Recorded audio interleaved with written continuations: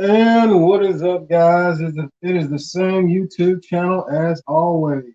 Thank you guys for tuning in and hanging out with me today. We're going to find out what's going on in the oil field,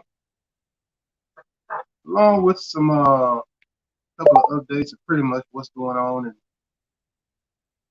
what all is happening in the world of the oil and gas. And I know it's going to take a good little minute.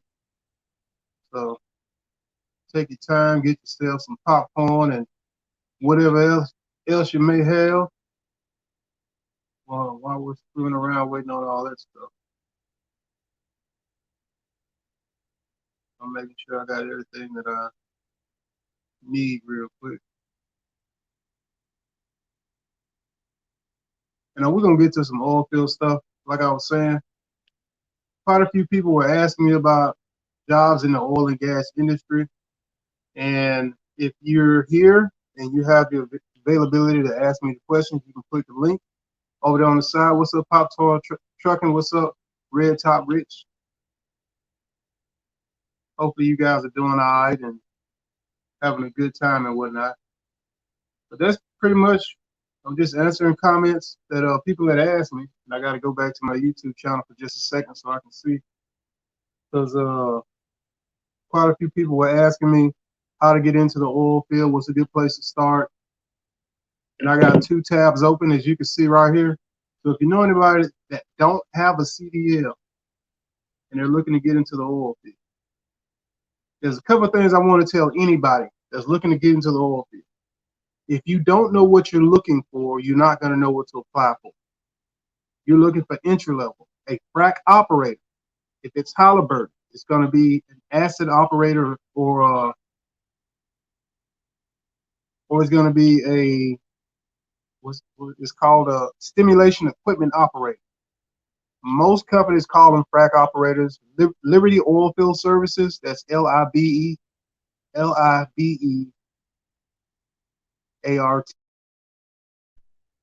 Probably spelling that wrong. So let's just type it in here. Liberty Oil.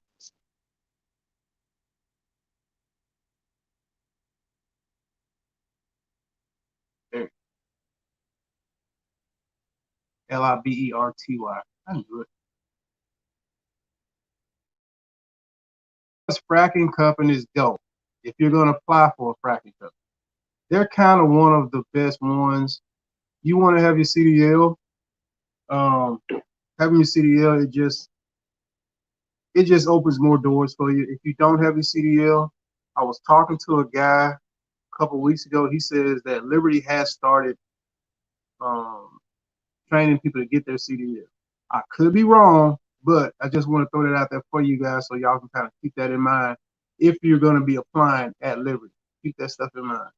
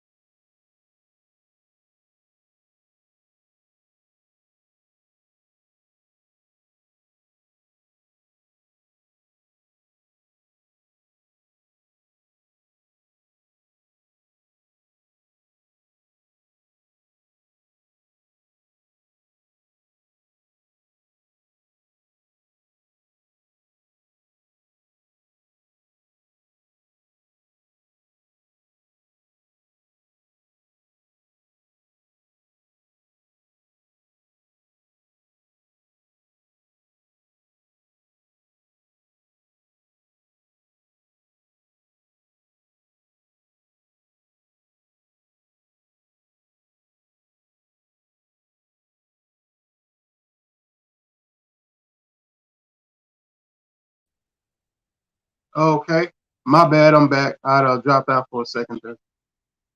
Um, Trinity says, have you ever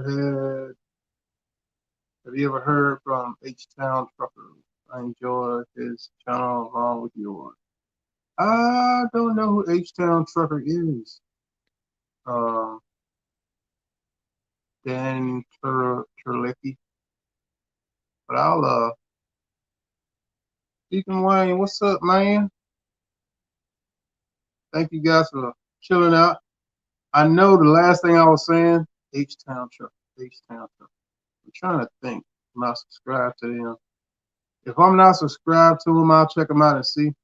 Put that on my list of H-Town Truck.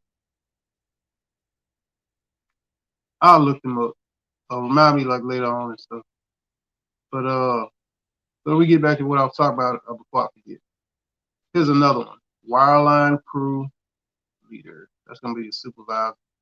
Most supervisors in the oil field, by average, you're gonna be making 100,000 and up. And usually, to be a supervisor in the oil field, when it comes to frac, wireline, coil, you may not need that much experience with cement, because I know cement they rip and run, so you're gonna gain experience relatively quick, cement. But frac, it's gonna take you some time. Coil is sure enough gonna take you some time. Wireline is gonna take you some time because of what they deal with. Yeah, we just looking at Liberty right here. So if y'all know anybody that's looking to get into the oil and gas industry, this is a great place for them to work. Liberty, it pays well, and it gives you the best balance of your home time.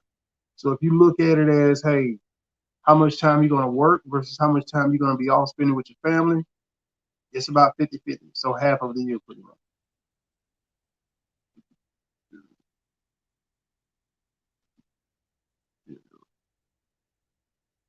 Right? Equipment operator.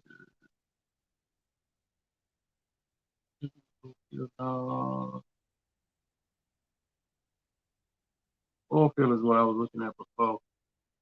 Because another thing when you're applying, floor hand is an entry level job. Just as long as you understand it, you telling somebody else, and they're looking to go work in the oil field, and they don't know what to apply for. Floor hand is some work.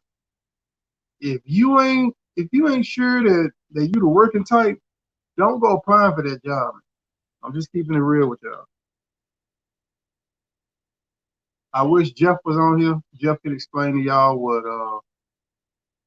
what being a floor hand is. Jeff did it for about 2 weeks, I think. 2 weeks or maybe a month he worked it, and he was like, "Nope, I'm done with this." And I don't blame him, because when he called me and said, "Yay, there, I'm on a drilling rig." "Well, man, you delivering fuel?"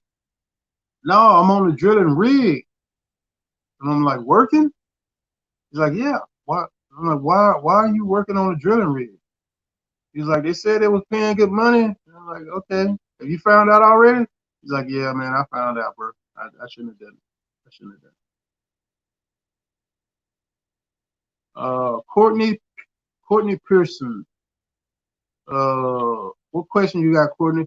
Or man, hit the, where's that thing at? Hit that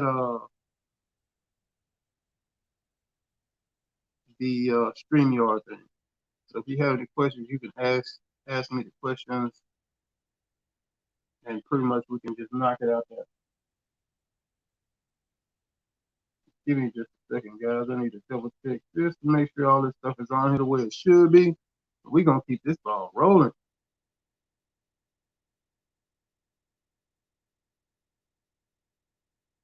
And please hit that like and that subscribe if you haven't already. And hopefully I'll be bringing you guys some more YouTube comments as the time and the days go on.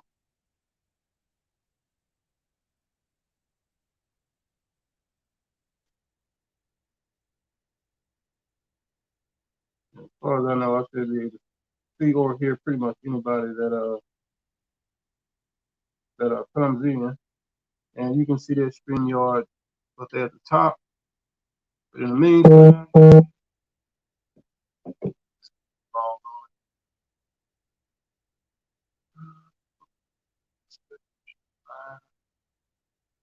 there was one specific job I wanted to say something to y'all about. If you have any friends or relatives that are interested in working in the oil field, it's not the one, but we're gonna come back to that one right there. Hold on. There it is. Anytime you see a company that has this right here, see where my mouse is over on the right?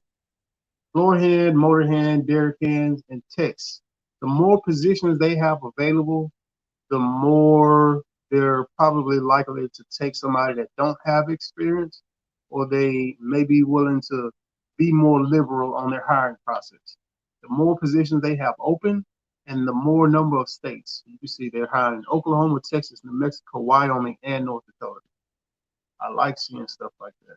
That lets me know, okay, there's more opportunities just at this one place. Then we start pipeline integrity. And pipeline works pretty good too. I've never done pipeline. I've talked to some people that's done it. I've met and I've worked with some people that have done pipeline work, and they seem to like it. Some like oil field over pipeline. Some people like pipeline over oil field. Pipeline can kind of be hit and miss from time to time because they'll work, they'll follow the project until it's complete. Then they'll be either go to another project or they'll be laid off for a little bit while they wait on the next one. What else is on? Pipeline controller, field support engineers for oil and gas industry, Nexus oil field. Nexus is a pretty big company. Creighton Corporation, product regulatory senior specialist, don't know what that means. Flowback operator. This one right here up in the middle, where you see my mouse at. Those guys work. So keep that in mind when you're applying for places. These people work, and I've got some video of those guys working, and I've watched them work in comparison to what we were doing. Flowback and frac, as far as the amount of exertion and effort that you're going to put into that job. Flowback, when it comes to flowing back the well, they're going to do the equivalent work to what frac does, depending on the company you work for.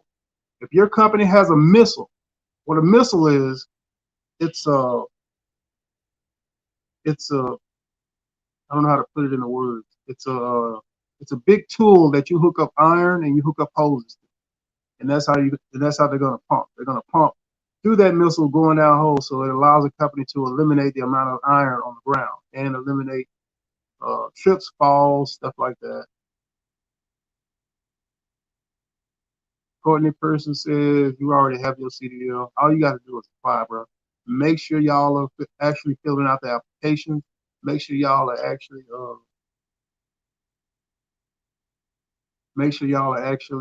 going through the hard work of completely filling out the application. Then after that, you don't get a call within 5 business days. Call them back or send out an email. And any job fairs that they have, oil field related job fairs, make sure you get in touch with those, because those can definitely be great opportunities to network. Give me just a second, because I need to track some comments for a second.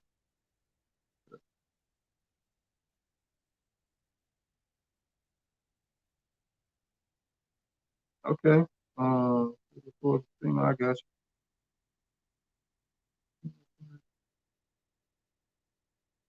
But flowback ain't bad. It's just if you in your mid-30s, late 30s, you ain't trying to mess with flowback.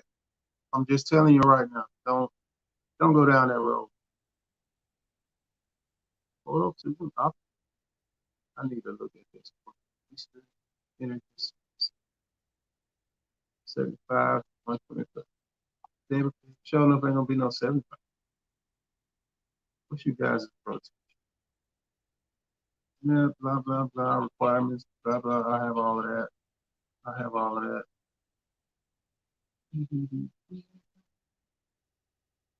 What else? What else? What else? Hmm. And once you get some oil field experience, don't let nobody lowball you. Okay, they got bonus pay. That's what I was looking at. If they have uh day bonus. And it says 12-hour shifts, on call, overtime, weekends availability. I don't see their rotation. Because if I'm going back to full Tuesday, I'm going back to a rotation. Ain't no way I'm doing no everyday oil. That's stupid. But anyway, trying to make sure I get to all of my comments and questions that people had asked. So hold on for just a second. We just keep this ball rolling. And let me know if you guys can hear me. What's better, water or sand as far as CDL? I've done both.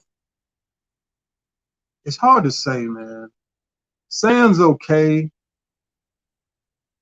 but I've done both of them. And I did water significantly longer than I've hauled sand. I liked hauling water because it was just it's a different pace. Sand is a go from the time you go to go get that load. Hauling sand is a go, and it's a go until you're done. It depends, bro. If they're paying you $30 an hour, I say hour. They're paying you $35 an hour. I say hour because you're gonna do a 12 hour, 13 hour, 14 hour day if you hauling water. But most companies they ain't supposed to start you out hourly. You know what? Let's look and see, man. Because you did bring up a good question. And water hauler. Oh yeah, we're gonna come back to water hauling in a minute. Hold on. Salt water. There it is. Salt water disposal. This is usually one of the easiest, cushiest jobs in the oil field. These people that work at these saltwater disposals, some of them you drive around, you collect tickets, stuff like that. Some of them you'll actually be on location. You'll have to change out the filters. Some of them they may have you doing a combination of both. So you may have a company truck, but if it's a water disposal, more than likely you probably will not. And I haven't hauled water in Texas. I've hauled sand in Texas, and I've hauled water in North Dakota. I liked hauling water in North Dakota because it's just you and nature, because you'll drive out to some location and it's just you and that well out there. That's it. So if you like to, look at nature, just be around, and it ain't nothing but farms and stuff up there. So it's kind of like I don't know, like a peaceful, tranquil kind of a thing to do. Unless you're turning, excuse me, unless you're turning and burning, like you hauling in fresh water, you got to keep going. Hauling fresh water to a frac is almost like hauling sand because it's turn and burn the whole time. Back to saltwater disposal. So if you know somebody's looking to get into the oil field, 50-50, they want somebody with experience, 50-50, they don't. These guys' rotation when it comes to saltwater disposal, let's see, I think it's 10, 8, and 10, 12, my bad, 12, 8, 12, 8, something like that. Or some of them do you'll work 10 days, be off 5, work 10 days, be off 5. But they have different schedules. So one of the companies that does it is Danos. They're out in Midland. The White Owl in Epping. Pretty sure I've hauled to that one before. I've hauled to I don't know how many disposals in North Dakota. And in North Dakota, since we own the salt waters in North Dakota.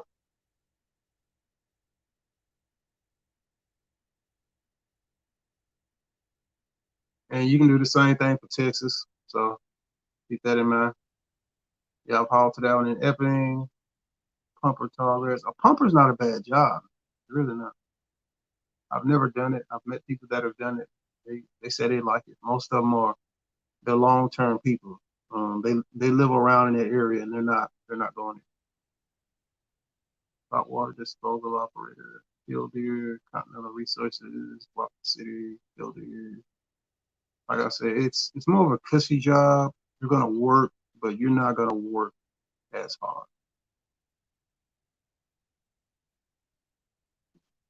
And let me get back up to the comments. Shout out to Red Top Rich. Shout out to Pop Tart Gone Trucking. What's up? Shout out to Dan Terlecki. And Dan, I think I have heard of H-Town Trucker. I just can't think of it right now. Deacon Wayne, what's up, dude? Courtney Pearson, what's up? Says I have my CDL.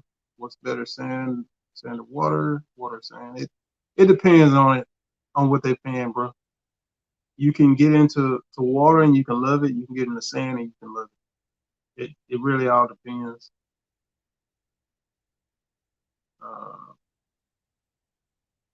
Courtney says I've been researching on Craigslist, North Dakota. I see Running Horse. Yep, Running Horse is they're a tribe company. They're not going nowhere. Like Running Horse Creek and Beaver Creek, they're not going anywhere. Probably ever. Whatever work goes on the reservation.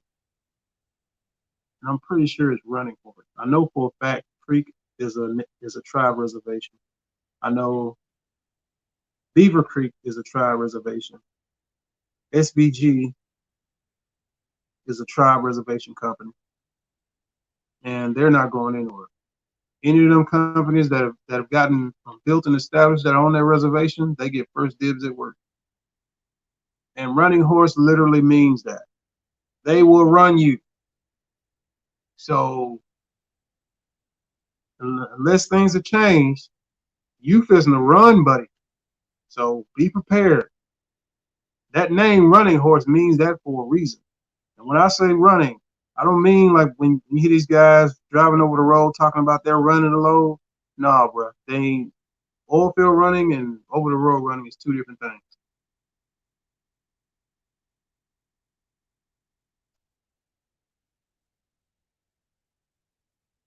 And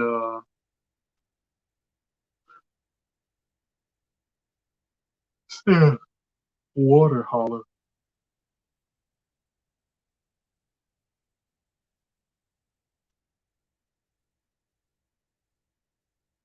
And 91 jobs for water hauler.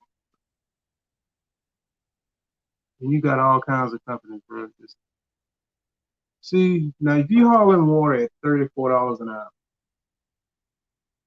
yeah. But I would want that off the bat. If you don't have any experience in it, they probably gonna try to start you out. Hey, 25 is the best we could do for somebody with no experience. Like, nah, man, you're gonna have to start me out at 30 or something. I got such and such number of years of driving experience, and you just tell them, hey, man, I'm not falling for that okie doke.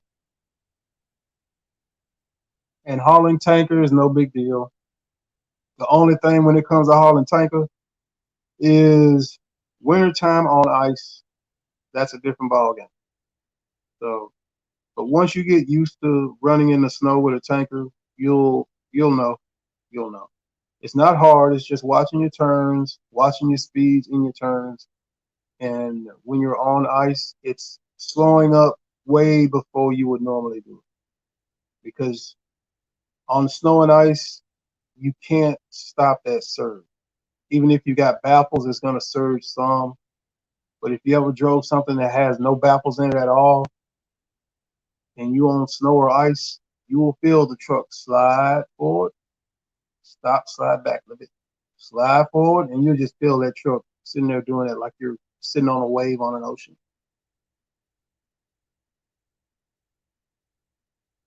For $34 an hour, yeah, I like that for hauling water. Because that way, regardless of if you're sitting on location, sitting waiting on levels to go up, sitting for any reason, at least you're getting paid. That's the benefit of hourly. Percentage is perfect for when that company has more work than they got people and they need you to run and go. You're prepared and ready to run. What up, Owen Tremail? What's up, bro? You got any questions? Oil field stuff. Now's the time, man. Where to start in the oil field, who's hired and whatnot. Why are we looking right now? Prairie Field Services. You know what? I gotta look up something. Uh, fuel.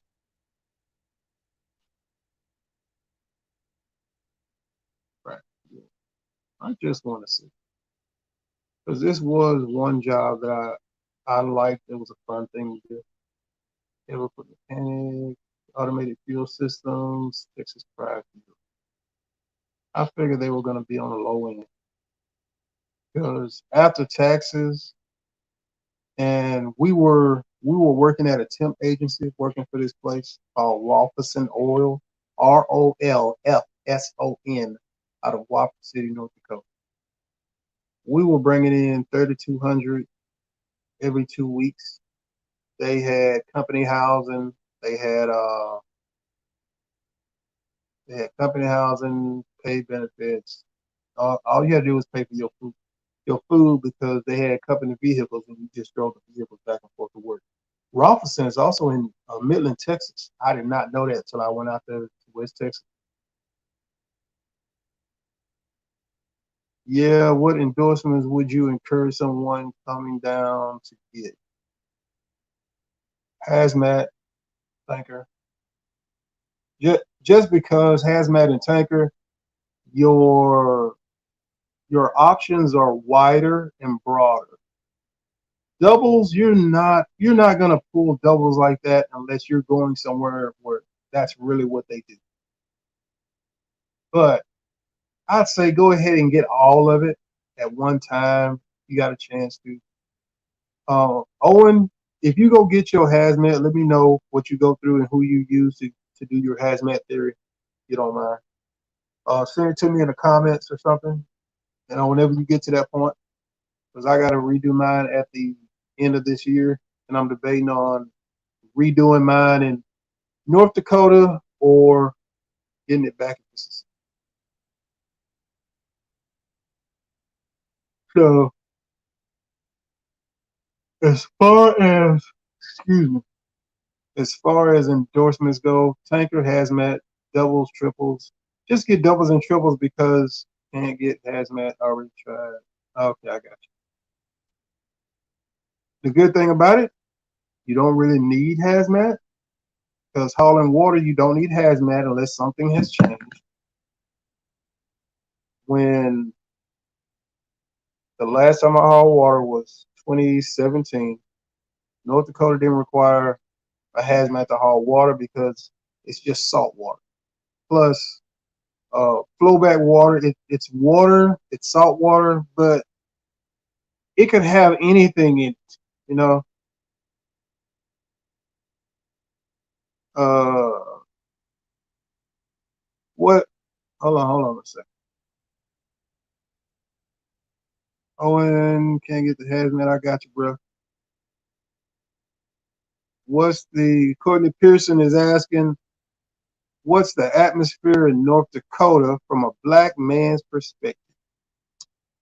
It's funny you asked that because before I started this live, I was just randomly looking online and something came across my mind to look up least black populated states.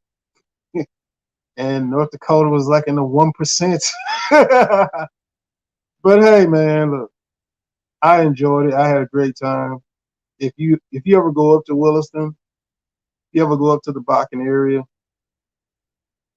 unless somebody brought baggage with them, they brought warrants or something with them, and they were looking for them, and they catch you up there, that's usually the only time because nobody up there is coming looking for anybody unless they start something. I never got bothered. Uh, I've gotten pulled over before. Wasn't nothing out of the normal. So it's it it is what it is.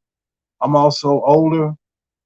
I was in my late 30s, and I'm in my 40s, my early 40s now. So what I'm looking for in life and what I got going and what I'm doing, I'm keeping out of I'm keeping out of mess and stuff because I got stuff to do, man. So it's it's what you make of it, bro. Nobody cares up there as long as you come to work, be on time, do your job, mind your business, don't harass your coworker. Don't nobody care about nothing else. They don't care if you're black. They don't care if you got gold in your mouth. They don't care if you got tattoos on your face. That may hurt you in some job positions because hey, they looking at what they're hiring and what's going to be a representation of their company in the face of that company. So something like that might hurt you, but other than that, don't nobody care. Don't nobody care. And if you ever needed a reset in life, if you ever just needed to kind of stop, take a break, you know, um, I can't remember this dude's name. He's on my YouTube channel. I cannot remember his name, but he came to Williston from Chicago, and he said it was a culture shock for him, just being in that area because it's so different from what he came from. He had to learn to adapt, and seeing that the people in North Dakota, the Bakken, South Dakota, Montana, they don't move and conduct themselves the same way people do in Chicago because it's not a meat grinder like that. North Dakota it's its own pace. It's its own isolation away from the rest of the world. It's kind of like Mississippi. They're really similar, but they're so different. It's uh it's a really unique place to live in. And it's so open and vast that it just seems like it goes on forever. And if you're driving south or east from Williston, it's like it takes forever. But that place has its own beauty. I saw the aurora lights for the first time in North Dakota. That was awesome. It scared the hell out of me because I thought I was seeing like an alien invasion because it was just green and it just caught me off guard. So like a couple seconds, my heart just sank because I didn't know what the hell that was. But overall, I got to give North Dakota two thumbs up. And most of the people you're gonna meet are gonna be from somewhere else. Yeah, I know it sounds crazy. It was nighttime. I was driving down the road. I was getting ready to turn into the Pilot north of Williston, and I saw something like a fuzzy green light on my driver's side window, and I went to wipe my window thinking it was something on it, and it wasn't. Then I let my window down and it disappeared. And then I looked over out of my like the right side of my windshield, and there was this big green fuzzy worm almost in the sky. So that was interesting. Then I think I saw it again the following year, but I got to see the purples and greens, and it's a fun thing to see. Matter of fact, we're in October. I think it starts in October, November, somewhere around up in there. I don't think it's September. I think it's October. Average paying. Courtney Snow said, I had to ask, man, orange trims laughing at me. Hey, I know it's funny, bro. That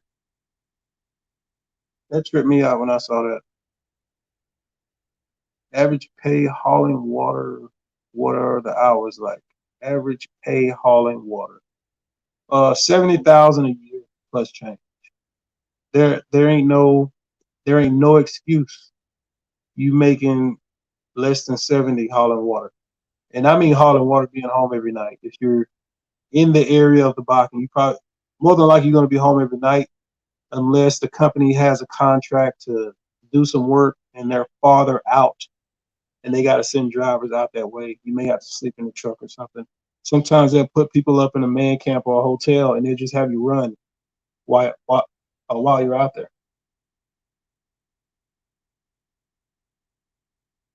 And I'll try your best not to get hurt. It's The oil field is dangerous, but it's not dangerous. It's just part of the job. You asked me about water. Then we looked at water hauling. Anywhere from what's your experience with free housing and do they have trucks with sleepers? Yeah, they got trucks with sleepers. Just make sure you get with a reputable company that legitimately has the work. Um, you can do the 1099 with some owner operators or some of the small companies, but you may end up getting yourself into a situation where you might not get paid because they doing this and they doing that. It's up to you, man, if you want to go down that road. Free housing is the biggest benefit because that's an extra 650, 700, 800, $1,000 that you're not going to be paying every month. I was blessed. I got housing with my first oil field job. I got housing the 2 years that I hauled water. I got housing allowance when I was at CalFrac, and then I got $1,200 a month for my housing allowance when I worked at Patriot. And for me, that was awesome because my rent was like $560. The next year it went up to like $610. The next year it went up to $735 or something like that. The year after that it went up to I think $810. Then the last year they say, hey, we're going up on your rent to $925. Goodbye. That was it. And I actually considered staying in North Dakota during 2020, but when it went up on that rent, after all of the stuff, and this was in like August, after all of the stuff that went on in North Dakota, the oil market crashing, the economy crashing, all of that stuff, they still had the nerve to go up on the rent. Goodbye. And I had actually found a place that had a 2-bedroom apartment for like $500, but I knew I was gonna have to sign at least for another year. I'd already gotten laid off that May, went back in August, and I just had a lot of things to think about because I knew when the oil market fell off in the beginning. That's another thing. If you're going to work in the oil field is like it runs in waves, and it'll tend to run along with the political and economic influences of the United States and other countries. So when it's up and they're giving you all these bonuses, money, extra stuff, free stuff, and whatever else they give you, take all that you can get all that they give you, and put at least 15% of what you're making every year back for the slow period. And that slow period, usually it'll go a 6-month period, or it'll go 6 months to a year and a half. It doesn't mean that you won't be making good money. It means that you won't be making the same money that you were making before. I'll explain it to you in an example like this. I can go talk to some of my former coworkers, and I can ask them, "Hey, how's the oil field going?" And they can give me one or two answers. It ain't paying like it was, or if they tell me that they're getting by or they're doing pretty good. If they tell me that they're doing pretty good or it's paying, just casually saying it like that, I know it ain't nothing. It ain't nothing. It ain't nothing special going on. They're just maintaining their living, paying their bills. If they tell me that it ain't paying like it was, but it's paying good, okay, I can work with that because that usually means okay, they may not be getting the housing allowance, but they're still getting the full bonuses that we were getting. Okay, I can work with that because that's still going to be around $400, $500 a day times 21. when when when I got to operator 2 in coil tubing, my small check after taxes was 4,200. My big check was between 62, let's see, 62, 68, or 7. So I was taking home a month almost 10 grand. I'll just say almost 10 grand. Let's just say 9. That's after taxes and everything. That's after insurance and everything. That's 90,000 a year take home plus change. So I can tell you I like trucking. Trucking is it's fun. Trucking got me to the oil field, but when I got into the oil field and I got an opportunity to learn and work on some of that equipment, learn how it works, like that was it. Wasn't no going back after that. And I own a truck. Hell, I own 2 trucks and 2 trailers. But if I get a call from Nate, Ben, let's see who else is still up there. Tyler, what's his name? Uh, Rod called me. I can't remember some of these other people's names, and they're like, "Hey, bro, it's paying like it was, and I'm going to park this stuff somewhere, and I'm going because I'm in trucking as an owner operator, owning my own truck, and I'm looking at trucking from the inside, and I'm seeing something that you can cut the fat on some more. The oil field is going to take some time. It's going to take some years. Trucking, as soon as they can get it the way they have your phone. For example, as long as you're on the interstate, you're usually going to have good phone service. You're usually going to have good 4G phone service because they're stacking those towers along the interstate. That's why you can ride for long periods of time and you can keep that phone service. They're bouncing that signal off towers that are aligned with the interstate. The only difference is when you get into, if you get onto an Indian reservation, or when you're going up hills, valleys, mountains, and stuff like that. That's why you can put something on play. You can put an audio book on play off of YouTube or whatever, and that sucker will play until you get all the way across 20, from Atlanta all the way into West Texas. That sucker will play. So trucking's awesome. Trucking's awesome. But it ain't got nothing on the oil field. And there's a lot of people driving trucks. And I know there's a lot of trucking information that's out there that's it's kind of proprietary, because you don't want to tell everybody where your golden goose is at, because then everybody's going to be trying to get them golden eggs and get that money. But people could definitely do a lot better of supplying information. For example, I went and looked up all of the manufacturers in the state of Mississippi. Then I went and looked up, which I couldn't really look it up, but I did both. I had to start making phone calls and developing my own email list of all of the major manufacturers in the state of Mississippi.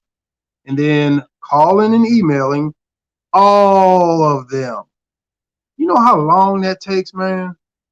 But I'll have a self-built network of information. So if you're an owner operator, if you are a company driver, think about that.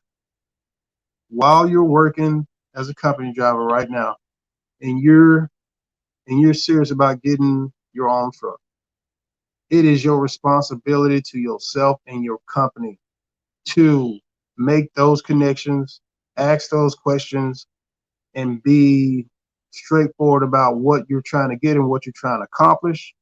It may sound corny in writing it down, but writing it down makes a difference, because when you write something down, you are writing it into something physical, and what is physical, you can work towards to making it actual. What were we talking about? We're looking on this Indeed.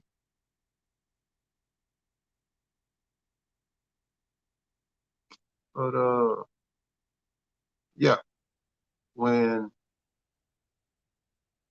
cause I was always told, man, that hey man, coal makes money. Coal makes money. I'm like, man, I don't know. But then when I got into it, I was like, oh, y'all been keeping this like a little secret. Y'all ain't been telling nobody. All right, I see what's up. Anyway, we were talking about hauling water or something. Sam, I am. Well. Look who it is. Doggone Sam. Man, where this dude been at all this time? And shout out to all y'all for hanging out with me, man. Y'all are cool and awesome. Thank y'all for tuning in. Just talking about oil field stuff, oil field job. There's only two things I'm going to go back to the oil field and do: wireline and coil. That's it. Frack's not going to happen again. I have aged out of that. But for anybody else who is thinking about working in the oil field, you're in your early 30s, your 20s. Oh hell yeah, you can do some stuff with frack.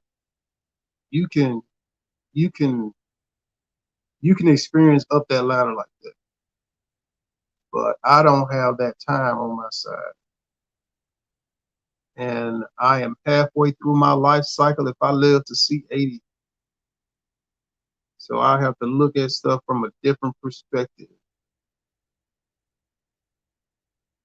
And those years I'm not guaranteed anyway.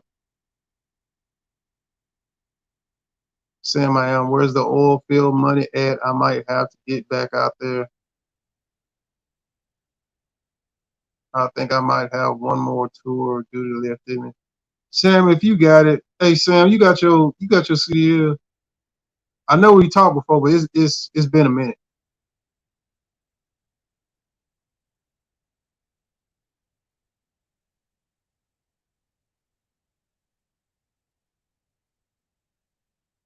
You asked me about water haulers, sand haulers. That was the next one we're going to. But Sam, I am. Let me know if you got your CDL, bro. I can point you in a direction, homeboy. Oh, shit.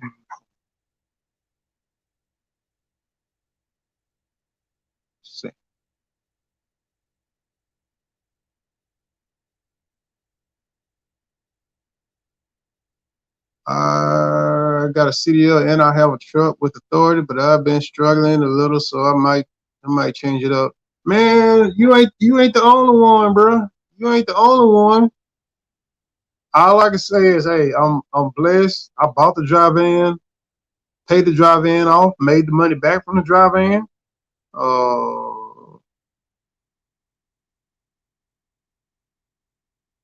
Sam Allen says I haul water. I liked it where I was. I mean, cause I like water too. It's sand's alright, but water is kind of its own. I guess the best way I could put it, hauling water is like Interstate 55.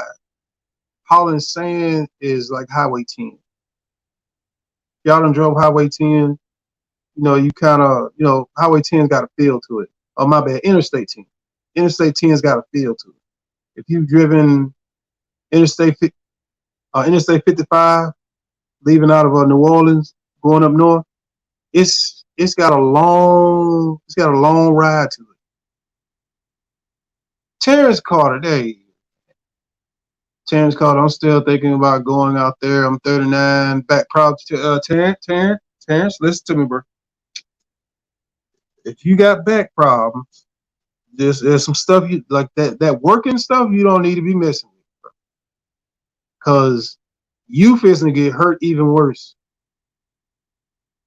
Now, water, as long as you take it easy on them roads, it ain't gonna mess with your back too much. Same thing with hauling sand. Them West Texas roads, man, they gonna beat the hell out your truck. I'm just from the potholes you see to the ones that you don't see, that you remember where it was in the daytime, but you just lost track of where it was at and you hit that sucker at night, it's gonna tear your truck up. The maintenance I spent on my truck and parts was more than, I want to say, I spent more maintenance out there in Texas than I did all of 2021. And I can say that because I'm pretty sure I replaced my clutch this year, but that was before I went to the oil. Yeah, I can safely say that I spent more in maintenance and parts in West Texas oil field than I did the entire time I was out there uh, doing driving. It's just, let's get back to you guys' comments. Water is pretty chill, but you got to put in the hours to get the money, yeah. And Sam, I am. All right, man. You haul water, so you know what I'm talking about. Percentages is paying when you can run and run and run and run and run. Especially when you can turn and burn and you can make them short runs, but the percentage is still good. Percentage pays. But hourly is just, it's a better benefit for the driver because you're going to get it and the driver doesn't have to stress themselves. And Sam, I am, you haul water, you already know. Them drivers that be hauling percentage, you could tell, bro.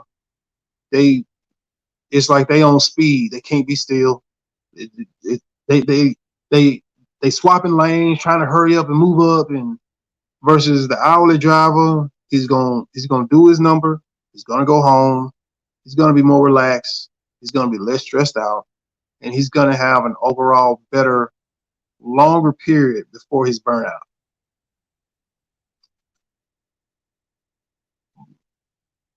Sam, I am. I worked at a place where we got paid by the load.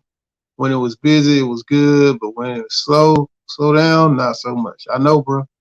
Hey, percentage is awesome when it's good, but when it's slow, hey, people gonna start looking for that dough quick.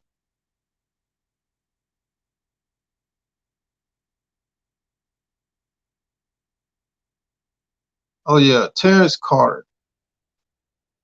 If if your back is giving you problem, first of all, Terrence, how much do you weigh? How tall are you? How active are you outside the truck? And how active are you at the beginning of the day, at the end of your day, and how active are you on your off days? Because as truck drivers, it is your responsibility, and you have to walk, jog. You need to do like a mile or two in the daytime and a mile or two in the evening, even if you don't feel like it, bro. Because you're not getting the normal activity the average person is getting working at an average job. They're making a certain number of steps, reaches, turns, lifts, stooping down to bend over to pick something up, straining themselves, using some energy. Trucking, you're not that much unless you're doing flatbed or something. Because hauling water, you really ain't doing a lot of work. I can tell you from firsthand experience. Same thing with hauling sand. You ain't really doing no lot of work hauling sand unless you done plug the hose off, and there's ways to get the sand out of there once you learn the once you learn to navigate your equipment. There's certain stuff you can get by and still not have to do a lot of work with. But oilfield pays, but you're not going to make the big money without sacrificing. If you can do 90K OTR, that's fair in my opinion. Yes, yes, and yes. I would have never left. I'd probably still be at Patriot Oilfield Services today because that 90K is what I was taking home plus change,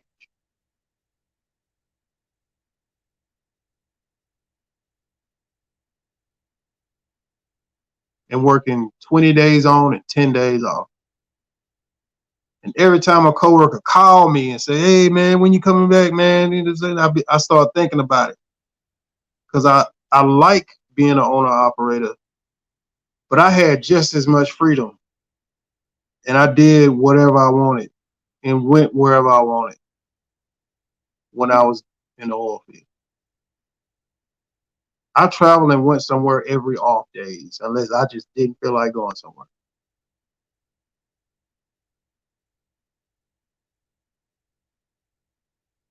And that's another thing I've got to say. Another reason I like the oil field when I got to coil tubing is coil tubing was work, but it was never hurting me work. I never got seriously hurt when I was fracking, but I knew it was coming. I knew it was coming. Fracking is for the young guy. It's for the guy in his 20s. You know, he's full of testosterone and all hyped up on life and everything is new. You start getting older. Stuff ain't new no more outside of you choosing to do something different. Frack gon' Frack is usually gonna age people out. People are gonna get to a certain age, they're gonna, okay, I'm done with this. They're gonna transition into whatever it is they're gonna do after that. The benefits of it are the amount of skills, knowledge, and information that you're gonna gain. That doesn't mean you're gonna find another avenue to use it outside of frack, but some of it is. Frack goes along with wireline. Frack goes along with coil tubing. Frack goes along with flowback. So these things are related, and if you know how to do frack, or you spend some time as a frack operator, they kind of know, okay, you know about pressures. Okay, you know about water. Okay, you know about iron. You know how to put iron together. Okay, you know, well, it depends. Uh, letters to the whale or wing to whale. So that's just something to think about, man. It's to each his own, man. To each his own. Terrence Carter, I'm 6 feet. I weigh 330. I've lost 10 pounds in the past 3 weeks. I jog and walk on my off days. Now I do 2 miles a day, 2 times a week. Terrence, you gonna have to go to a doctor, bruh. Your back is still bothering you, man. I would say try and get down to 280. See how you feel. If you can get an extra 50 pounds off your back and off your spinal cord, that's probably gonna do you a lot better, man. And one thing I will say, if you could,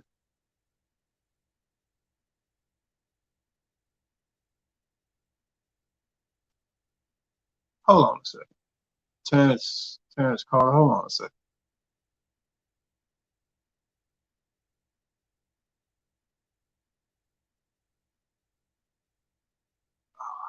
Damn.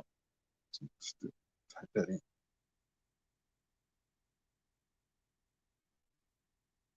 Hey, Terrence, you see this company right here? All right. Some of these coil tubing companies don't pay attention to what it says an hour. What it says an hour is not that big of a deal. It's whether it says benefits. And some of them is not going to say it.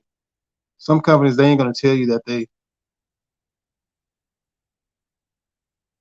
because I'm looking for one word and I'm not seeing it on here, but all of them don't tell you that. I'm looking for one word, one phrase. I don't see it. But all of them don't tell you that they pay bonuses, but you need to ask that. Now, they may tell you that they pay bonuses, but they may not tell you how much the bonus is until you actually working at, like, until you actually get hired. And that's just so everybody don't know their business, and then they're not trying to compete with other companies where they're paying you. I'm trying to think how to break down their percentage. They're paying 1% of the job rate for the day. Now, when you hear 1%, you're like, oh man, that ain't nothing. Or they're saying they're paying you 0.5%, 0.5. That is something. If the billable hours for the job is $50,000 and you get 0.5%, of that. Just like in wireline. You hear people talk about wireline, but they can't really tell you about wireline. Wireline, they get run bonuses where they get a percentage or a point of a percentage for every run they make. That's why Halliburton will say they start you out at $17 an hour. But their run bonuses, which I don't know what they are. When I applied at Halliburton, I think he told me what it was, but man, I don't remember and I cannot tell you guys. So like, I don't know, man. And I think theirs was like point 0.3, but it makes sense because wireline will usually make more runs down hole, 3 or 4 runs. So you'll get point 0.3, point 0.3, point 0.3, point 0.3 for each one of those runs that they make down hole on top of your hourly. Then if they give a housing allowance on top of your housing allowance. So that's the difference in the oil field, man. People don't really be talking about. It ain't just work. It's other stuff going on, man. Like you hear people talk about, they'll tell you about, you can go apply here and such and such, such and such, but they're not really giving you details so that you know what you're walking into. But if you're willing to travel, and I'm trying to think, CTP. I've never worked there. I've met some coworkers that they worked there before they came to Patriot. I know some that went to there before I went to Patriot, and I know some that went there and then came back to Patriot. And Patriot's no longer in business. So, coil tubing operator, Laurel, Mississippi. Shut up, man. They lying. They're not paying that. Because I actually went and talked to them, and they are not that far from my house. I could damn near walk from where they are to my house. And I'm gonna get to you guys' comments in just a second. And I went and asked the guy. I said, "Hey, bro, I heard y'all do coil tubing, and because I can see their stuff from the road when I drive by." I was like, "Hey, man, what y'all paying?" First thing that dude said, he said, "It's a living." When he said that, I knew right then. I didn't want to know nothing else. And I told him that I did coil tubing in North Dakota. He laughed and he said, "It ain't North Dakota, man." And like that, they're like, "Thank you, bro. That's all I needed to hear." Which I kind of knew that anyway. But hey, it's close by the house, and I can damn near walk to work. But for any of you that have your CDL already, and you're looking to get into the oil field, and you're looking to not kill yourself, and I don't mean that in a negative way. I just mean that as in, you're gonna work more than what you're paid. Coil tubing, you're gonna get paid more than the effort that you're putting out. You're gonna get paid more money for less work. For years, I didn't like from 2018 to 2020. I didn't tell nobody what I did. I didn't tell nobody where I worked at. Nothing. I didn't let nobody see nothing that had no company names. Nothing. But if you are looking to work in the oil field and you have a CDL and you are able to, work, live, bend, do stuff, and you are a solid person, coil tubing partners. They're in Texas, North Dakota. I think they're in Colorado. I know they're in Minot. Minot's actually a better place to live than Williston. You've got more city type of environment, and Minot's apartments are cheaper than Williston. I kind of want to go back over there to Eastern Energy Service just to see, because it says 75 to 125, and there's no way they're gonna pay me less than $100,000 a year. I'm not. I ain't tolerating that. Not for the knowledge I got in coil too. I don't care where it is. That's not happening. Lock-in Energy Services. And let me tell you, supervisors make money. Supervisors and coil tubing make stupid money. Like the kind of money to have you slapping somebody just to look at that look on their face and have them go sue you. I'm being silly, man. You get a chance to do coil tubing.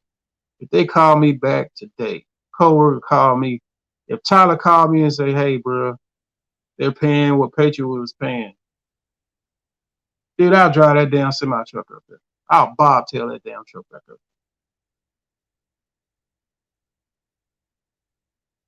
Coil tubing. Hold on a minute. I'm just checking this out myself. Oh yeah, that's another thing. Some coil tubing companies. I'm gonna get to you guys' comments in just a second. Some of the coil tubing companies will pay for your crane license. When I went to get my crane license, they were full. That's why I don't have mine. And I think Joe Jackson was the last guy to get his before they stopped doing it. And like I said, some companies will, but they'll have you wait. After you've been there a year, and you say, hey, I want to get my crane license. They'll help you out. They'll have to pay for the crane class, or they'll pay for some of it, or they'll pay for it, as long as you pass it, then you work with the company for a year. Because for them, they're saving money having their own crane operators versus third partying and paying a company to send out a crane operator and 2 riggers, because they already have a crew that can do the rigging. And have I ever operated a crane? I may have, but I think it was like in the yard, and we were picking something up, putting it on the back of a flatbed. But it wasn't on-site job scenario. It was in the yard, just screwing around or practicing or whatever you want to call it.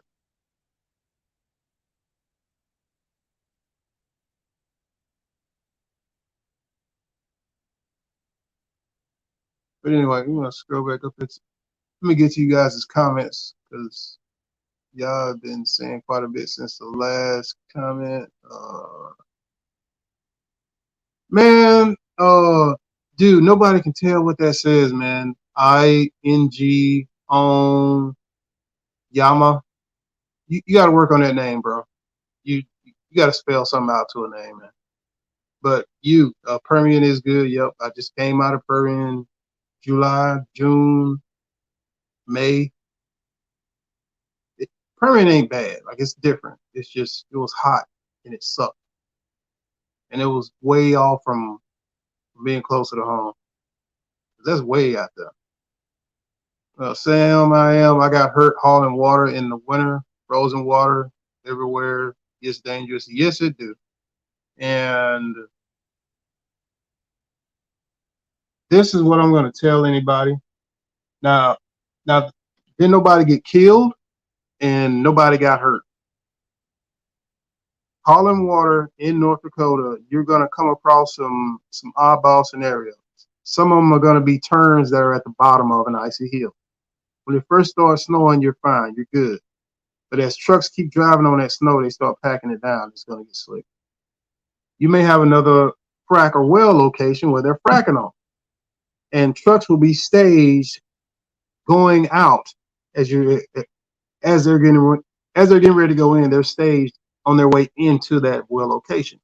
But you have to make a turn, and they're staged all the way back to where your entrance is, where you have to turn. Sometimes they're going to be on a hill, and when it gets icy like that, when you coming over that hill, if you don't stop at the top, it's too late. Because once you get to going downhill, you can't stop going downhill. You just have to slow the truck up to turn. Because if you stop and there's ice, the truck's not going to move anymore. It's just going to spin. And then you're going to have to get out and put chains on. Nobody had chains on this night. Everything was going good. This one truck was sitting almost halfway blocking. Well, he was halfway blocking the entrance. The first time came down the hill, and I'm driving slow because I can see the guy. I'm honking my horn, honking my horn, honking my horn. And I don't know if the guy is in his truck asleep or maybe he went to walk down a location and he was the only truck sitting. And I started coming down the hill because by the time I had seen him, and it occurred to me he wasn't like going into the location where we were going, but he was going to the next one. I'm already coming down the hill. And I'm honking my horn, honking my horn, honking my horn. Finally, right as I'm about to hit him, he pulls forward a little bit. And I'm able to make my turn, go in there, go drop off my load of water. Man, I get out my truck, man. I go off on the truck pusher, tell him, hey, man, he needs to get a hold of the company guy because what this guy was doing made no sense. And he had plenty of space where he could pull up from blocking the turn, where we could turn and go into a location. All right. 2 loads later, that one load came back with another load. The guy wasn't there. 3rd load, I'm coming over the hill. And in my head, I said, there's no way he's going to be. Because I came the second time, they told him, and I'm like, there's no way this guy's going to be. Sure enough. By this time, me and 12 other trucks have been going up and down this little hill going into this Poseidon tank to deliver fresh water. I crest the top of that hill and I see a truck sitting there, and it looks like he's not blocking the entrance. But then as I get closer to him, I'm like, shit. He's blocking the entrance. Man, I slid into the back of this dude's truck. You will not believe this guy was up underneath his truck. When I hit that dude's truck, it slid at probably about 8 feet. I saw that. I was looking at the truck and I saw this dude get out from underneath that truck and take off running. Now,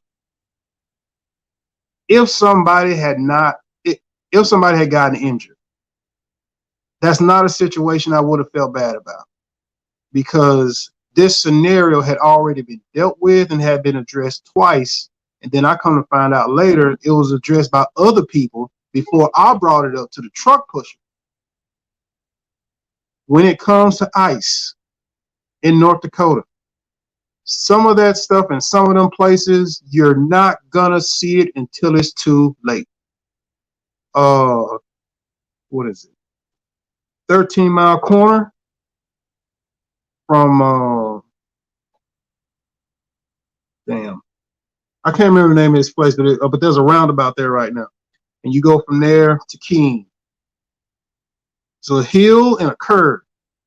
If it ices, it's too late. You're gonna go down there. The only way you're gonna know it's iced is you see a truck in a ditch. And if you get to the top of the hill, if it's been snowing or raining, you have to start taking that hill slow from the roundabout going all the way to Keene to go towards Newtown.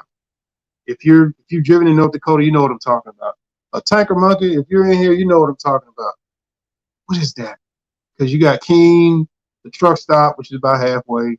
You got the roundabout up there by Secure, because that's 23 going across from Whopper City to Mandaree. I think that is 13 Mile Corner. I might be wrong. But anyway, I'm getting way off track. But yeah, frozen stuff can get somebody hurt. I wasn't there to see it when one of the flowback guys, they were trying to figure out how come they were pressuring up, but they couldn't find it. So finally they had to start taking the iron apart piece by piece. And they got to one part of it that what'll happen when you're pumping and it freezes, it'll freeze and it'll freeze with the pressure in it. So they went to knock one piece of loose and it blew apart. Luckily, it just knocked him unconscious. It didn't kill him or nothing, but they took him to the hospital and stuff, and he was all right. He was back like a couple of days or something after that.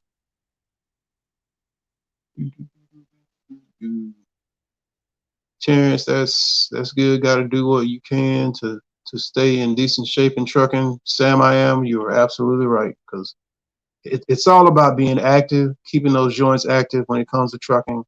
where you sit there for long periods of time and your spine is bouncing up and down on itself all the time, all the time. So it's really important to take care of your health in trucking. It's important to get out of that truck. It's important to stretch. It's important to get massages to break up that fascia and stuff like that. That's really important in trucking. It's not just, you know, money and miles and all that stuff. It's about taking care of your body because, hey, this is the only one you're going to get. Kyle Laguerre, keep elaborating on whether it's better to go company driver or owner operator in the oil field. It depends, bro. I met some company drivers that were owner operators and they went to company drivers in the oil field and they said they were good. It depends on the person, man. Kyle Laguerre, it depends on the person. I've done company driver hauling water, flatbed, oil field equipment. It depends. I was having this conversation with a friend of mine, and he said, if you can gross 90 to 100 as a company driver, outside of just wanting to be an owner operator, you know, what's the point? Because owner operators make good, and there's some owner operators that make great. But what are you going to do with it? If you make good and you do great things with it? Because I can tell you, like, I looked at my, let's see, 2014, 15, 16, 17, 18, 19, 20. I worked 6 months in 14. I went back up there in 15. I worked the rest of 15. I worked up there in 16. In 2016, I took 2 months. I took 45 days off and came home in 16. 17, I took about three months. I want to say 3 or 4 months off. Then I went to frac, and that was the last time in frac. I knew it. I knew when I left there I wasn't ever gonna do frac again. So in all, within the instead of 6, I'd have to round it down and say 4. The 4 years that I worked in the oil field, if I was to put it all together,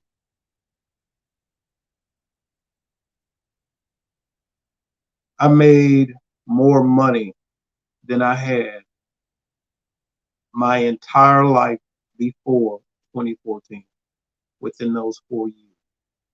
And and I'm compiling everything together from 6 months. I'm a time working at Neighbors, Purity Oilfield Services, Calfrac, Patriot. I made more money within that 4 year of accumulated time than I had in any of that in the rest of my life before that. So it depends, bro. It depends. So I'm in a very unique situation. Trucking's fun. I like it. It just can't hang with the oil field when it comes to what you can do. Like trucking, you can sit behind the truck. You know, you could be the greatest trucker ever. But the oil field, the stuff you'll do, you would have never thought of it.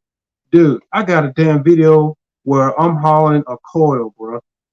Like a coil. And in all, that coil is probably 50 to 60,000 pounds by itself. And we're not talking about the chassis that the coil sits in. That's probably another 30. So in all, that was probably 130, 120,000 pounds that I was driving now. Like I done some stuff, man, and it was not in a normal trucking realm.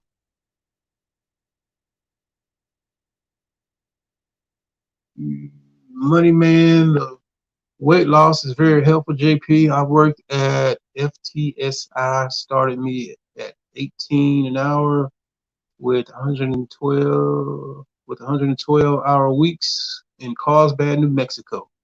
Money man, you can have Carlsbad, New Mexico. I am not interested in Carlsbad, New Mexico. I'm not interested in West Texas desert. But more power to you. More power to you, bro. I do not like that desert. I totally forgot what humidity was while I was out there in that desert. It rained 3 times while I was out there in that desert. And the other times it did rain, it didn't rain nowhere where I was. Or I was asleep when it happened and I woke up and the ground was wet.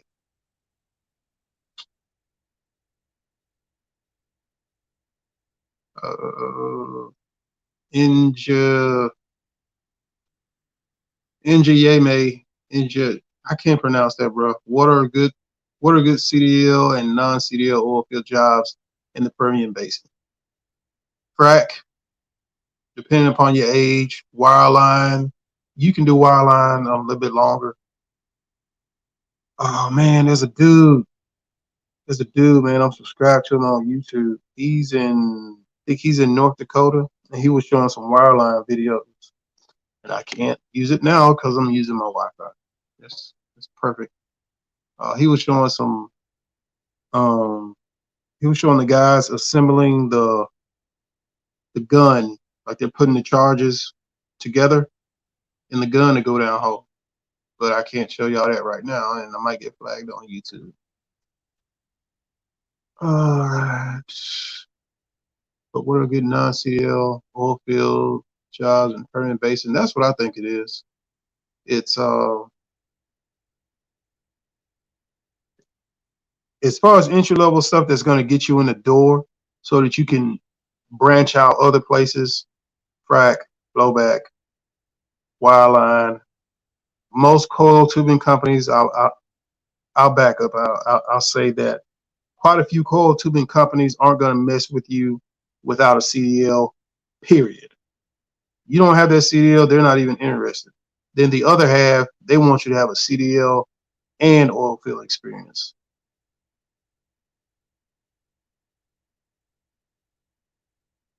Not only that, they want you to have specific oil field experience. They want you to have frac or wireline.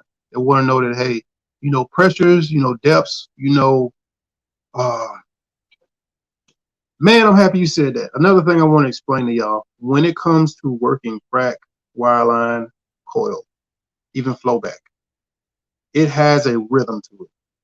It has if you're doing nothing, you're having a safety meeting, you get ready to swap out. You do your safety meeting, walk, swap out with whoever you're swapping out with. If I was doing the ground, I swapped out with the ground guy. The ground guy told me that he already greased the coil. They're currently going down hole. He's been spraying diesel on the coil that helps to not prematurely wear out the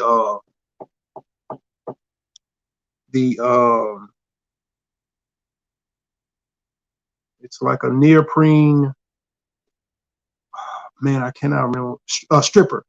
It greasing the coil, as they say. It greasing it or spraying diesel on it helps lubricate the pipe, so that when the pipe goes into the stripper, it doesn't prematurely wear it out. That way you get to use that same stripper for a good little while, and hopefully you won't wear that stripper out before you're done with the well. If you type in coil tubing neoprene stripper, that stuff should come up. Or there's some videos on it, what it is, what it looks like, different kinds for different uh, sizes of pipe and all kinds of stuff like that. But the biggest point that I'm making is when you're working on that crew, it has a rhythm. Once you get that rhythm, everything else will start falling in place. Some stuff you'll know without somebody telling you. When I went hauling sand in Texas, even though I hadn't done frac in a while, I knew when they were priming up the pumps. I knew when they were running acid. I knew when they were coming off of acid. I knew when they started sand. I knew when they went from 5 barrels a minute to 20. And I knew all of that just from listening with earplugs on, because I know what it sounds like. Them pumps make a sound when you're shifting gears in them. When you're gaining horsepower or when you're gaining barrels, they make a different sound. And when you're going down hole, like 20, 20 barrels, 30 barrels a minute, something like that, your pressure's up around 8,000, 9,000. If they're going to 9,000, but like if they're going to 8,000 and their trips are set, their trip outs are where the pressure trip outs are. If there's a spike, let's say something happens, one of the lines get plugged off. That trip is to make that engine cut off before it blows that pipe out and damages, destroys something, catches on fire, or kills someone. So they'll tell you, okay, you're going to set your trips to 9,500. We're going to be pumping at 7,500 or 8,000. And anytime that pressure starts coming up, they're going to start asking questions. Okay, what's going on? Have we, are we in a zone? Does the zone have debris in it? Are we pumping through something? And they're waiting on it to break. And the same thing if you ever have to pump to drop a ball to seed it into the sleeve that it's going into. They got videos on YouTube on how that stuff works. I'm not gonna be explaining that all day long.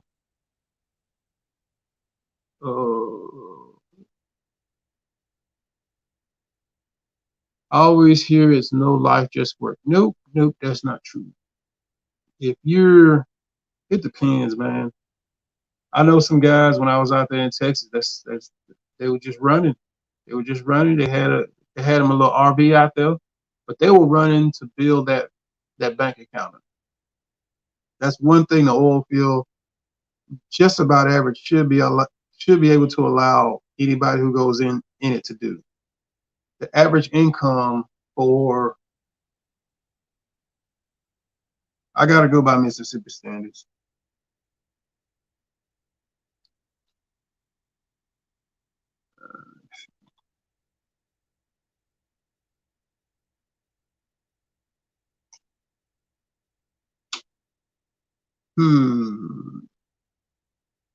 Per capita median household income in 2020 was 46,000. That's household income.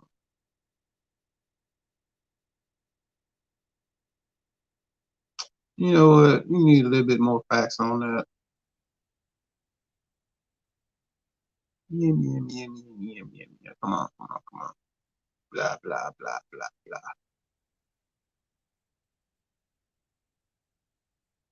And where's that website? I used to look up my information from. Google can tell me.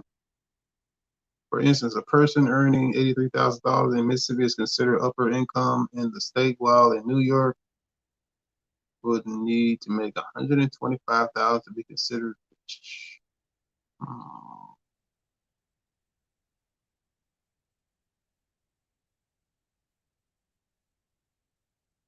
Yeah, median household income $46,000. Guys, as God is my witness, I saved more money into my bank account in 2019 than the median household income of the state of Mississippi. Because at the end of the year in 2019, I saved, outside of all the money I screwed off on stuff, I saved 56 or $54,000, and that's on top of paying for an apartment, paying for a house, and all the lights, water, gas, telephone, and internet, and cell phone, 2 cell phones in 2 different states. And to be honest with you, I didn't even notice it, and I didn't even feel it at all. So when it comes to the oil field, bro, it's what you make of it. Sam, I am Oh, and that's how it was for me. But when I was done, I took my cash and enjoyed myself. And that's how you do it, bro. You save that money, you put it back, and when the oil market takes a dip, it takes a dive. Because I'm telling you, when the first round of layoffs came around, I was like, nope, nope, I don't want to get laid off. I want to keep working. The second round of layoffs came around. I think I was on off days when the people got laid off. And uh, they wanted to keep me anyway because I knew the pump, I knew all the stuff. And the first round of layoffs, they didn't come to me at all, no way. The second round of layoffs, they didn't come to me at all anyway. The third round of layoffs, pretty much everybody was getting laid off, and the company was going out of business anyway. So technically, everybody was getting laid off. So that was one of those. Hey, right here. Yeah, yep. I volunteered to get laid off, and everybody got laid off. Everybody got laid off, and we kind of knew it when we started hauling all the company equipment and property to this fenced-in dirt yard in the middle of nowhere. Oh yeah, patient ain't around no more. And towards the end, it was like a free-for-all. You get whatever you want. The cameras are down. You get whatever you want. Oh man, I wish I had a trailer. I wish I had a trailer, a truck and a trailer. I wish I had a trailer at that time, but I did not have a trailer, man. Oh, dude, I can't remember what his name is. He got a Connex box. Uh, Connex box is a shipping container. Yep, he got a shipping container with all the stuff in the shipping container. And I think he also got one of those. It's like an open top. You just dump stuff into.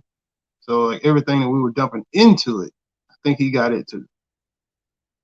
So there are some benefits in the oil field because hey, when stuff is going down, oil field money is just different from trucking money. Um, Somebody can have 5 trucks and 10 trailers. They ain't touching oil field money. It's just a different ball. They can have 10 semi trucks and 10 dry vans. It's just a different ball. If you ever look up, hold on a second, because we pretty much through with the job stuff. I'm just going through the comments and answering. Man, it's like almost 9:30. Uh,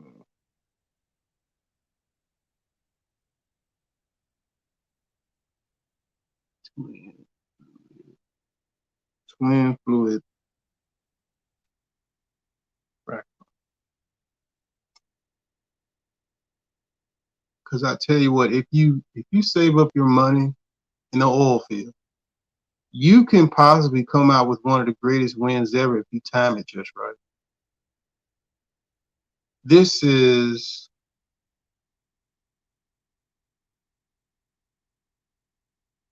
rig market. All right, I hate this damn thing. This this pump right here. I swear I hate this damn thing. If that's the right, it was something like this, but it's kind of the same setup. I need a picture of it. Show y'all what I'm talking about. Come on, Google. Put screw all in.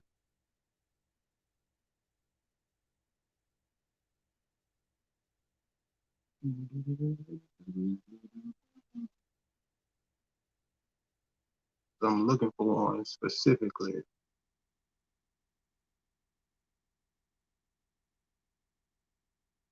That's a Halliburton pump. Anytime I see these right here on the side of it, where you see my mouse at, I know that's Halliburton because most Halliburton pumps are set up the same way. I've never worked on them, but I've been told it's supposed to be an easier way of doing it. Where's this damn pump at? There it is. I hate you. This pump right here. It's a good pump for pumping, but it sucks if you have to be in there because all of that noise vibrates through that cab, and it is non-stop all day long. And you're either gonna lose your hearing or you're gonna have some kind of ringing. Because I would wear earplugs, and just the vibration would just be vibrating your earplug. It still sucked, but I hated this thing. But it was a good pump. Like it gave you plenty of options, plenty of different ways you could pump, plenty of different ways you could divert water. It just sucked as a pump. And that's the SCVA. Now I'm looking for a.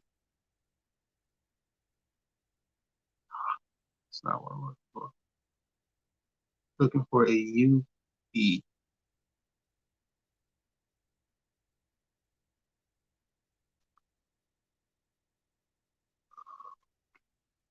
Dun, dun, dun, dun, dun, dun, dun, dun. Here it is. That's the other pump. Man, I love that thing.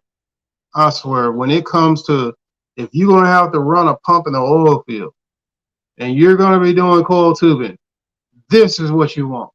This is a dream. This is what makes the job worth it. Air conditioning, heat. The only thing that would suck in there is when it gets to -30, -50, your feet gonna get cold because most of the heat is over here towards where the tires are because that's your discharge in, and this is your inlet, the water that you're pulling on your sea pumps right here. This is your tub. You can see off in your tub. Some of these have cameras, make it even better. But if you got water in it, you're just gonna get nasty water on your camera. You're not gonna see it. But that sucker's a dream to run. And like Sam I Am said, man, save your money, bro, and then enjoy it. That's the oil field way. Sam I Am, JP. Which state have more? Which state have more work? I worked in Oklahoma, but it's been dead out there from what I hear, especially for hauling water. Man, try North Dakota, bro. They're hauling water over in East Texas. When I go back out that way, I'll try and put together some reference points and some phone numbers, and then give that stuff to y'all so that y'all can have that, be able to um, network that and stuff. How do you become a supervisor? You're gonna need experience. Don't worry about supervisor until you put the applications in and you get to working at first. Don't worry about the supervisor part because you ain't getting that one overnight. Not in the oil field. Uh, JP, you know which states have more work? I haul water in Oklahoma, but it's been slow. Well, you're in Oklahoma, man. You ain't that far from Texas, bro. I'd say I'd say try Texas. That's closer. And you also got Colorado and Wyoming. There are some companies in Colorado that are hiring, that are paying good money. I can't say what they are, or if there's one specific company, I won't say what it is because I know people that work there. But there's some good paying companies in Colorado.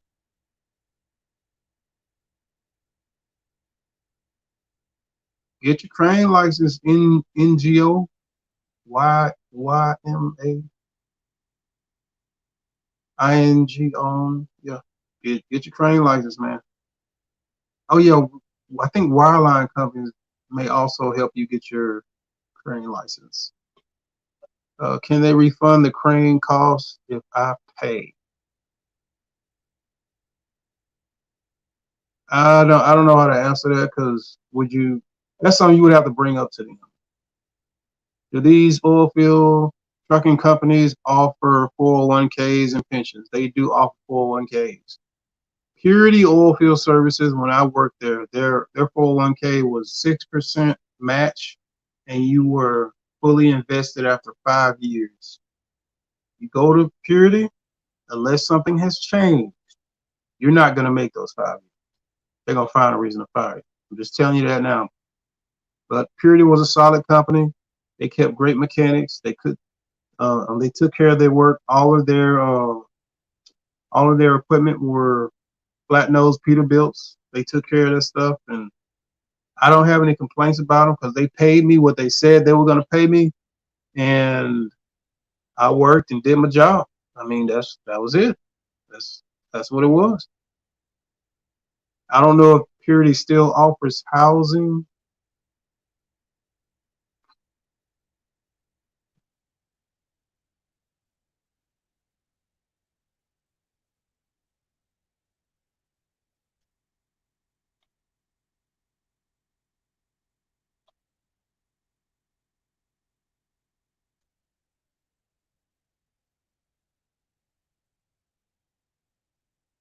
Purity Oilfield Services.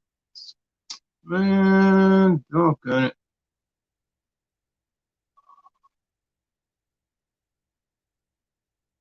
Fine, we'll take it to Google.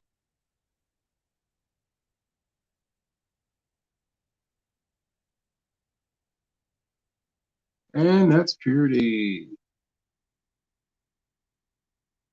And those are the trucks that we drove at Purity. And I'm pretty sure there's a video on my YouTube channel with me stuck in the mud in one of these trucks.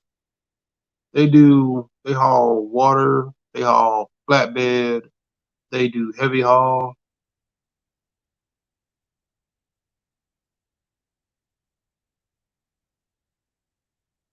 And if you ever go to Purity on their yard, as you're driving to their yard, this picture right here, you see the mouse on?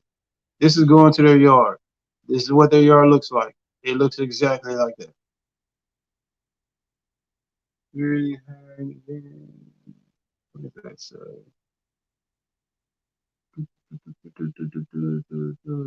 8/22. Because I know I looked this year and it said that they were hiring. But anyway, we need to get out of the pictures and go to the free open services jobs. Oh, and Purity is owned by Petro Hunt, so Purity is not going anywhere. They're going to be in North Dakota for quite some time. And I'm looking to see what they're paying.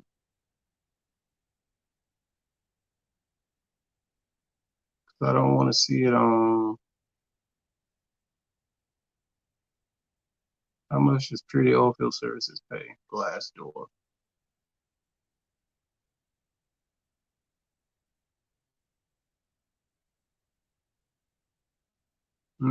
That's not enough stuff. It says 2 salaries, 3 salaries. That's not enough to go on. Drivers make, ain't no way. I know that's a lot at 45,000. That is a ball face lie. It's in the 70,000 range, and I think that's on the low balling. Anyway, back to you guys' comments.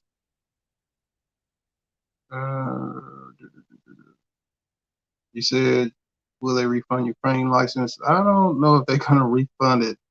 If you pay for you to get it yourself, you're paying for you to get it. But if you can negotiate the company getting it, and the company is gonna pay for it, that's even better. That's the best option. And quite a few of the companies do offer 401k, and you definitely want to take advantage of it. And quite a few of the oil field companies, the 401ks they're just better off with you, bro. You're you're gonna come out ahead.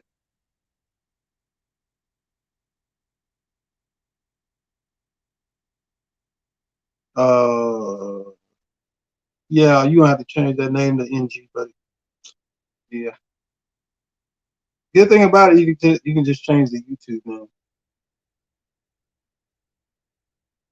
Sam, I kind of prefer being company driver in the oil field. You can make a lot of money, owner op, owner op, but you're gonna put a lot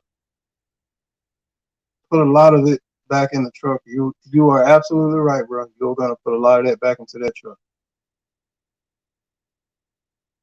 North Dakota is better than Permian. What about Port tanker for the offshore oil. I'm not sure what port tanker is.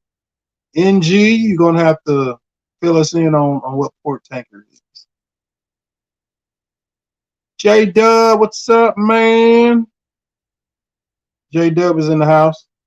What it is, JP and the crew. Yeah, bro. We out here chilling.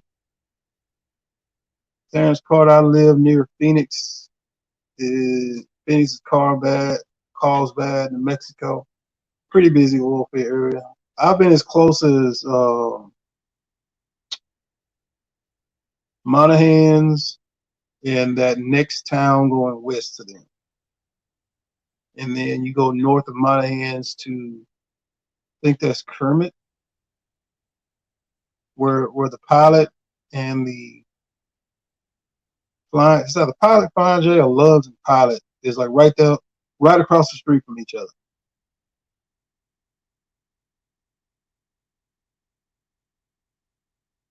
And J Dub says at Terrence Carter, most of the work in the basin is in New Mexico between Jaws. That's it. Because Jaws are ones like right there in that corner. I think New Mexico and Carlsbad, depending on what company you work for. I know Atlas has a lot of work out there.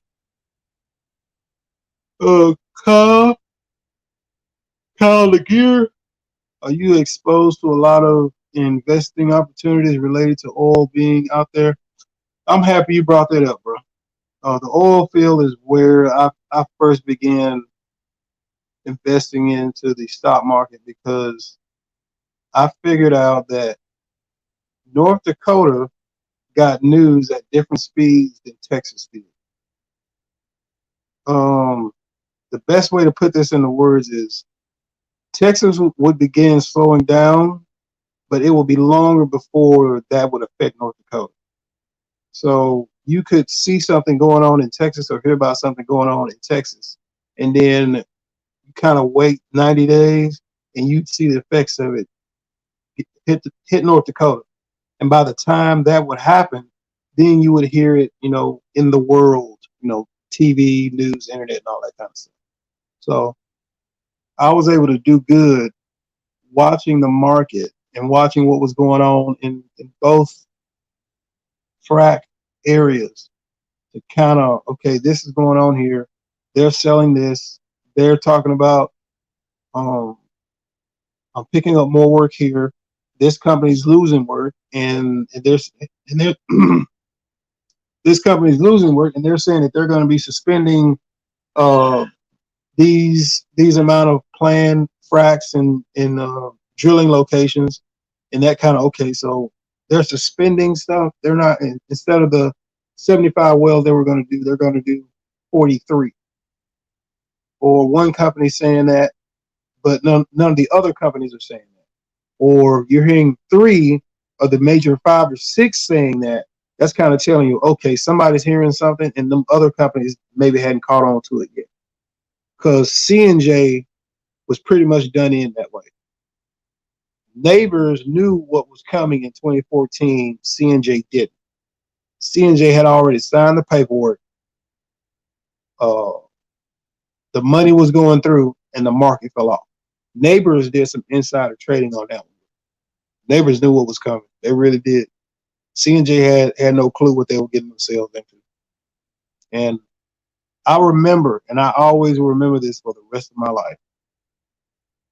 It was around August or September, and I was like, because they kept talking about they were trying to get to 1 million barrels a day, 1 million barrels a day. And in my head, I was like, well, they're so close to 1 million barrels a day. What happens when they reach that 1 million barrels a day? They hit 1 million barrels a day. I have to double check and see what day it was. I think it was in August or September. And then it was maybe a month and a half after that, stuff started slacking off. Because once the United States energy market and the world energy market could see that the United States could produce a million barrels a day from just one place, they knew right then the United States don't have to go to anybody else for oil ever again. The United States don't have to buy oil from any other country outside of price. That's it. The end. No one can tell any of you who are listening, the United States is in oil trouble, period, ever, for the rest of our lifetimes and probably the lifetimes after them. They can't say that they can't get it through the pipeline. They can't say that they can't get it from whatever other dumb, stupid shenanigans you hear somebody say in politics. They're just flat out lying because most people have no idea how the oil and gas market works. They don't know how plastics works. They don't know where plastics come from, polyurethanes, chemicals. They don't know or realize that all that stuff comes out their ground. And ain't nothing close that compares to what you get out that ground. There's nothing like it. And that sweet crude they got in North Dakota ain't nothing to play with. Let me get on down to comments. I'm not trying to get political and stuff.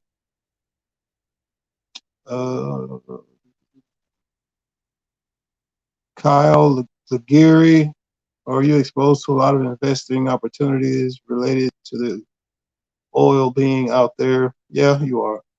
If that's what you meant, Kyle, when you say a lot of investing opportunities, yeah. And plus, you hear stuff from other people. You hear stuff from working with other people, companies, and you just networking and talking to people. That's one thing I can give to North Dakota.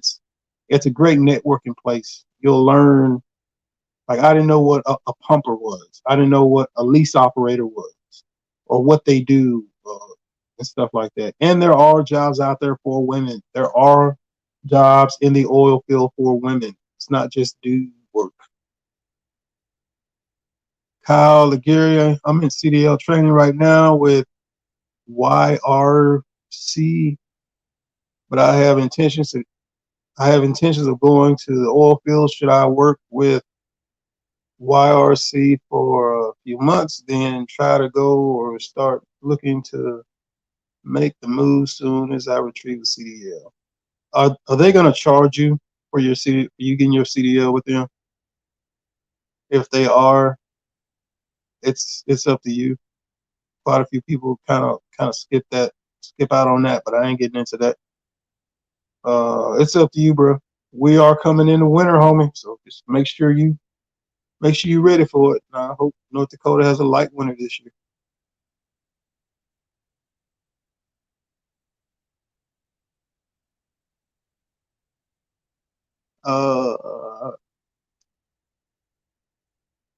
NG, I miss. What do you say? NG, I miss this. Next time I will be on the live. It's all good, bro. It's all good. Didn't nobody try to check in from what I can see, so it's all good. Uh, Kyle Aguirre, I'm trying to grind and accumulate as much liquid cash as I can. The oil field is a great place to do it.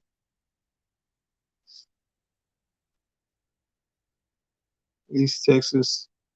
Actually, man, I'm about to be going out to East Texas shortly, so I'm gonna go try that.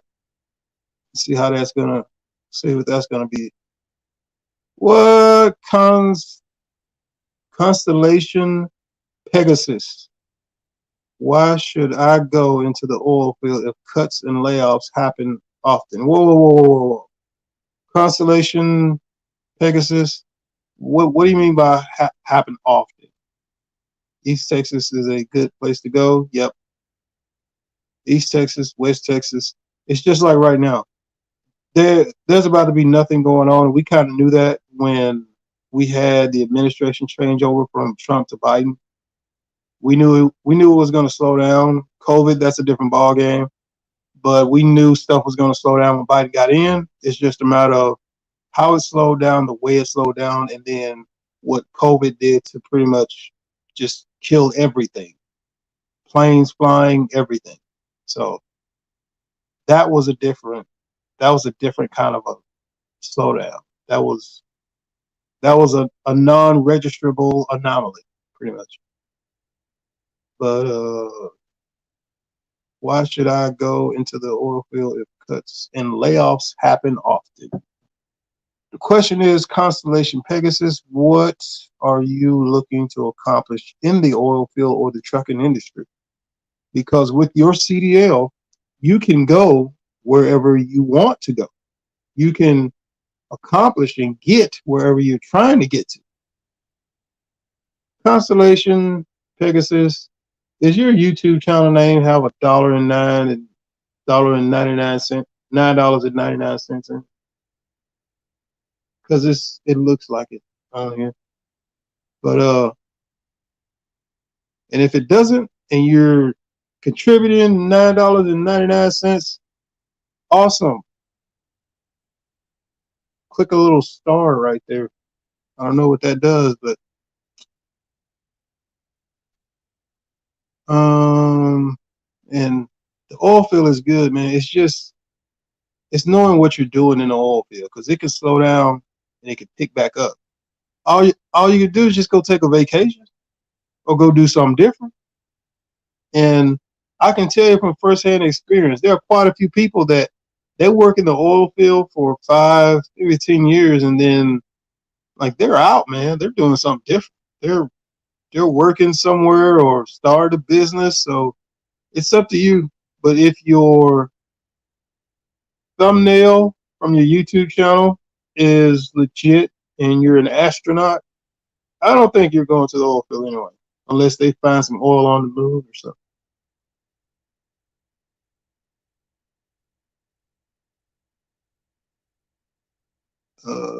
Just a heads up, I got fired from the company I was with in West Texas.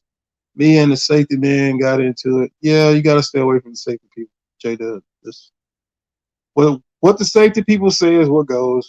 Then there's no, it's not worth the energy trying to go against this safety dude, bro. You're not gonna win. Just know he's gonna get laid off and stuff when those things get tight. NG, I was asking if it makes money to drive the tanker full of oil from the port after it comes in from offshore oil rigs. I don't uh I don't know if they do that like that, bro. I think when they offload that stuff from a tanker, it's being offloaded to a pipeline, but I could be wrong. If you know something that I don't, and there's a opportunity to be in some lane that makes more money and requires less, you let us know.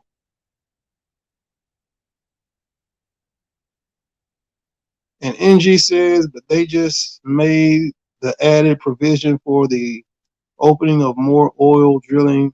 It is part of the Green New Deal. Pay that stuff no mind, bro. When you hear them saying stuff about they're doing this for such and such, pay that stuff no mind. Just try to stay as consistent as you can in the oil and gas industry while you're in it. And look for any company you're going to work for, work with, or do business with. Oh, yeah. One more thing. All of you need to start a business of some kind. Even if I don't give a damn what the hell it is.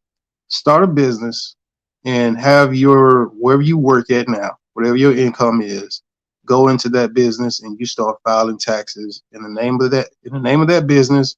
Have them pay that business, get your EIN, get all of that stuff done.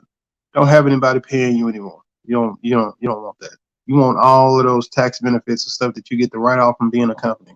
You want them paying your company so that you can so that your company can have a company car, and your company car is something that you can write off on your taxes, and so on and so forth.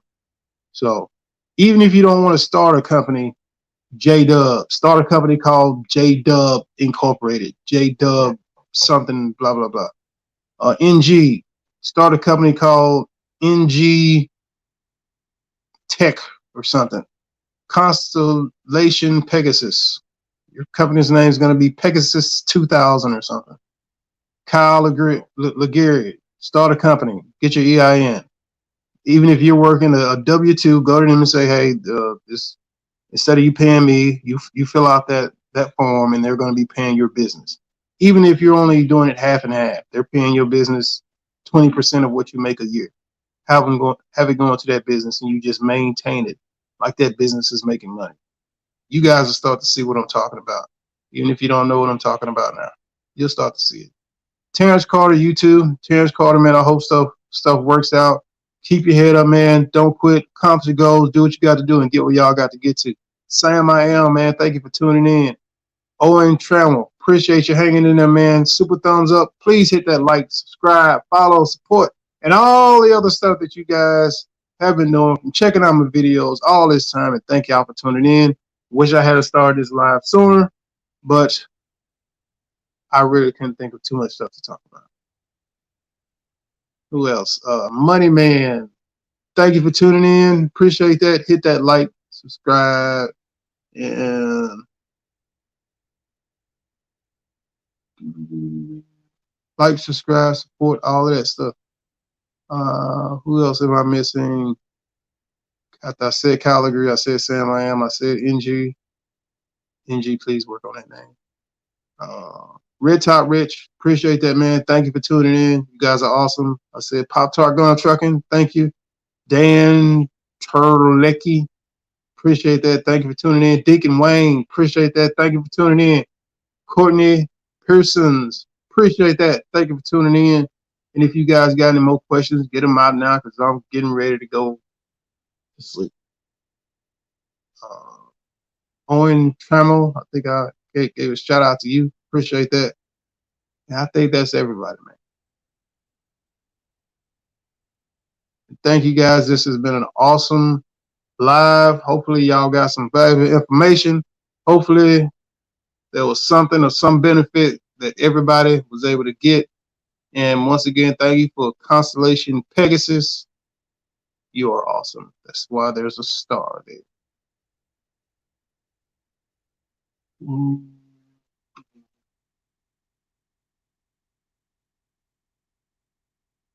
J Dub, I'm looking to run for Hairpin LLC. Hey, man,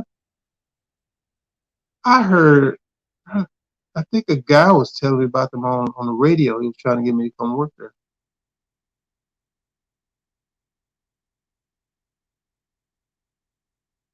I think Hairpin is a pretty good company. Maybe I did a live further back. And I was talking to one of the guys on the radio about them or something. NG, thanks. J Dub, thanks. Terrence Carter, Sam say I should just stay at Old Dominion versus going to the oil field. I just wanted to know if it was gonna be better than sitting for 11 hours.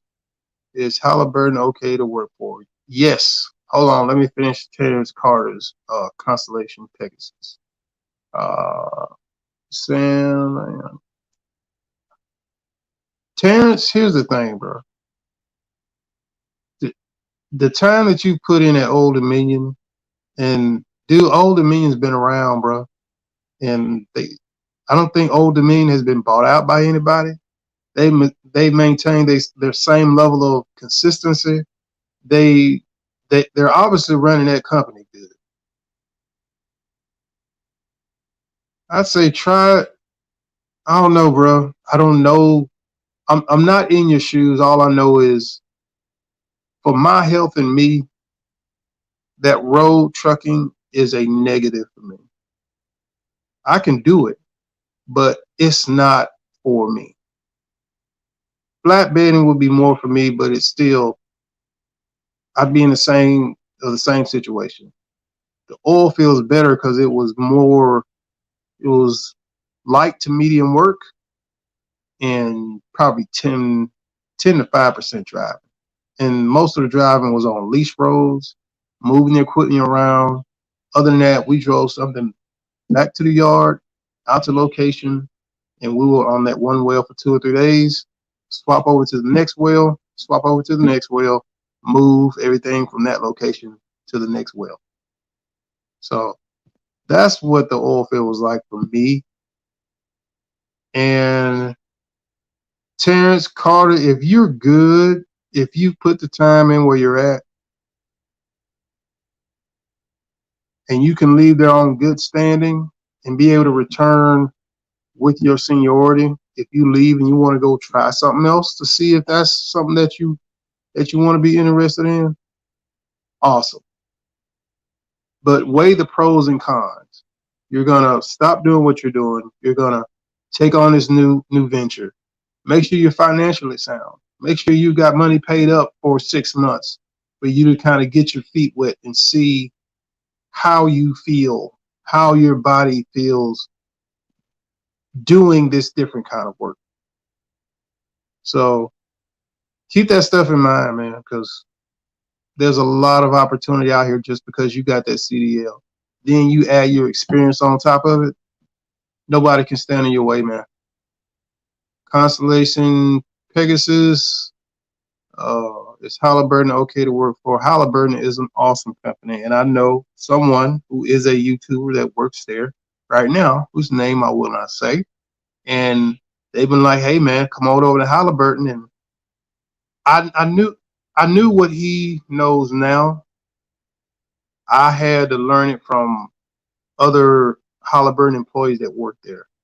Halliburton is a great place to work there. The thing with Halliburton is you're not gonna see it immediately. Halliburton's gonna it's like a trickle in a bucket. You know, you're gonna see it start to add up. You're gonna see it start to add up. You're gonna see it start to add up. And when you get in with Halliburton, once you've been there, you know, a year or so, then Halliburton opens up them doors and they're like, hey, we got this, we got that. We're in this country, we're in that country. Well, what language do you speak? Well, we're over here, we're over there. What do you want to do? Where do you want to go? What do you want to learn? So Halliburton is a great company.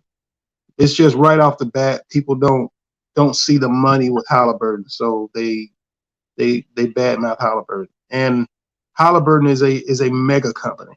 They're a mega oil and gas field company, oil and gas company, service company.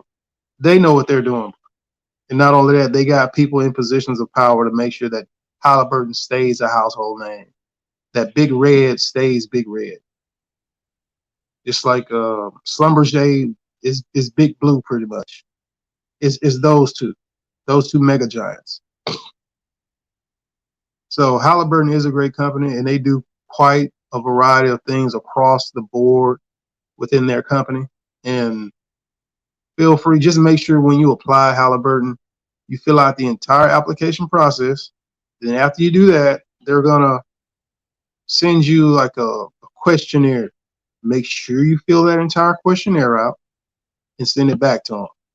Then Halliburton will send you, I can't remember if they send you the offer letter first, then the questionnaire, but I think they send you the questionnaire first, then the offer letter. And, you know, you pretty much should be in there. If you know somebody that has worked at Halliburton, if you can get somebody's email, that's the easiest way to get your application at the top of the stack versus you just applying and you're in there with everybody else. And so keep that stuff in mind, because having a reference really makes a difference. That's why those job fairs are so awesome, bro, because hey, you never know, man. You never know. You guys can check out Facebook for some of the job fairs in the oil and gas industry that'll be coming up within the next couple of months. I know there's one coming up in October. I think that's in Texas, and then they got some more as the year rounds down. So Constellation Pegasus, hope that answers your question. J Dub, we'll see. I'm going to run company before I put my truck on. Hey, yeah, man. Plus, while J Dub, while you're running company, you can see how that company, operates. You know how they do. Because when stuff starts getting thin, they're cutting the owner operators first. They're cutting the owner operators first, and we all know how that goes, man. That's how it is. Fat Daddy the Trucker, what's up, man? Shout out to Fat Daddy the Trucker.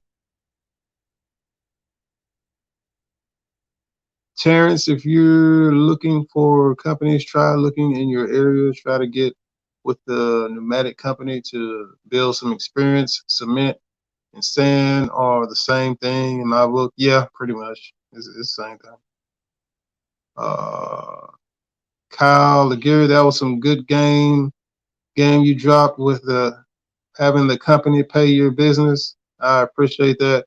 Hey man, it's something I didn't think about until I started my company. I was like, man, I should have had them paying my company instead of me.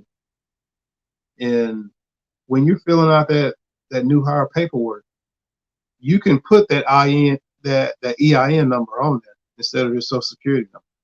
So keep that stuff in mind, man. Guys, it's been great. It's 10 o'clock. I don't know how long this live has been going on for. Uh, 2 hours. I did not plan on 2 hours, but appreciate that. Excuse me.